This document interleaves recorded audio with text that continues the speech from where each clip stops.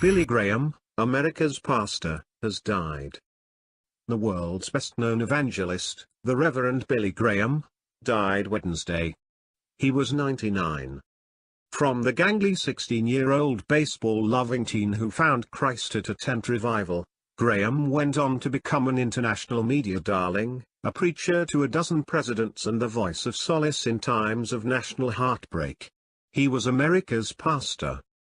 Graham retired to his mountain home in Montreat, North Carolina, in 2005 after nearly 6 decades on the road calling people to Christ at 417 all-out preaching and musical events from Miami to Moscow. His final New York City crusade in 2005 was sponsored by 1,400 regional churches from 82 denominations. In recent years, he was plagued by various ailments, including cancer and pneumonia. He took his Bible to the ends of the earth in preaching tours he called crusades. Presidents called on Graham in their dark hours, and uncounted millions say he showed them the light. "The great Billy Graham is dead," President Trump tweeted Wednesday. "There was nobody like him.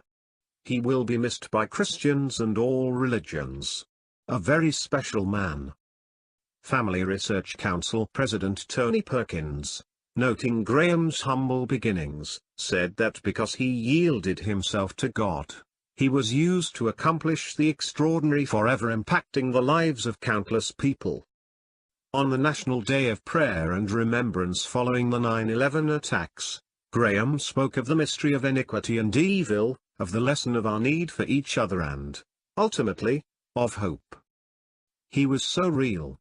He made Christianity come true," said Susan Harding, an anthropologist at the University of California, Santa Cruz.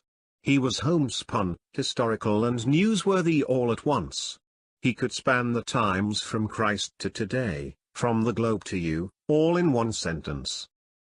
Grant Wacker, a Duke University professor of Christian history, says Graham represented what most decent church-going people thought and ought to think.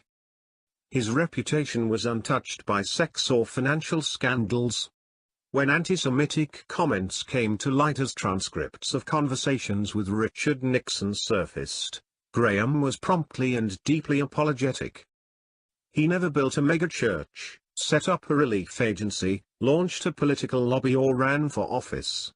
Yet he redefined American Protestant life by popularizing Christianity's core message: Christ died for your sins, downplaying denominational details and proclaiming the joys found in faith. Graham was, however, drawn to power. Eventually, he met, prayed with, comforted and joked with 12 U.S. presidents. He found a fine balance that allowed him to become America's pastor, Democrat or Republican, North or South. When President Clinton's affair with Monica Lewinsky came to light, Graham called for forgiveness. Clinton told Peter Boyer of The New Yorker, "He took sin seriously. But he took redemption seriously. And it was incredibly powerful the way he did it." Former President George W. Bush has said it was a conversation with Graham that turned him from his drinking ways when he was young. "I've never called him on a specific issue, but his influence is bigger than a specific issue, as far as I'm concerned. He warms your soul," Bush told an ABC 2020 special on the preacher and politics.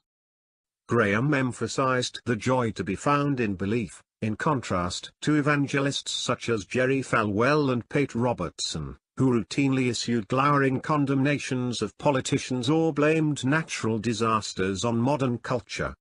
However, Graham did take an uncharacteristically political stand before the 2012 presidential election.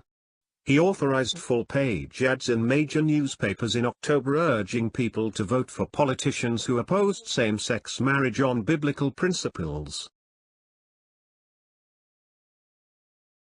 Thank you for watching.